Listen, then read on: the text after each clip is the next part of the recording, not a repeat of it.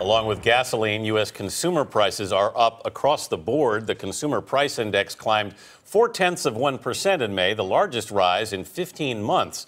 Let's talk about how this affects consumer spending with Michael Santoli, senior columnist for Yahoo Finance. Michael, good morning. Good morning. This is kind of being led by food, isn't it?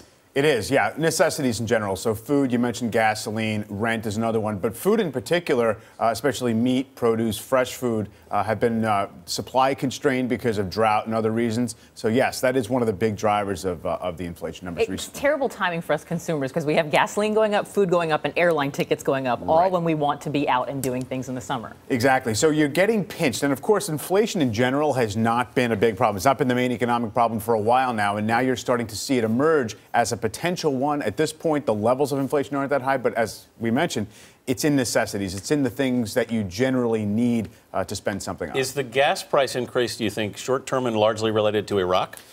Part of it is short-term. So this most recent lift, yes, world oil prices are up on the Iraq tensions, also, even carrying over from Ukraine. So yes, but there's also been relatively strong demand, lower supplies in the U.S. because the U.S. is now a big gasoline exporter.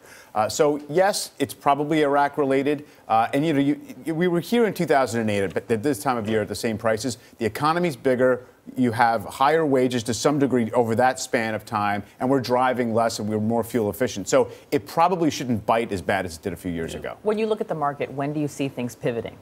It's very hard to say when they pivot. I mean, it does seem as if the summer is going to have some upward pressure on gasoline. So I do think that's going to be something we might be dealing with for a while. I don't see it kind of running away to the upside, though. What about food prices? I mean, how long are we going to live with this? It's very hard to know. I mean, we have to kind of know about, sort of the harvest and everything else. We should point out it's really fresh food. It's meat and it's produce and things that domestically we produce and you want to buy pretty quickly. Packaged foods, also food eaten out at restaurants, is not really driving higher in terms of price. I always hope these segments will be uplifting, but sometimes we just can't be.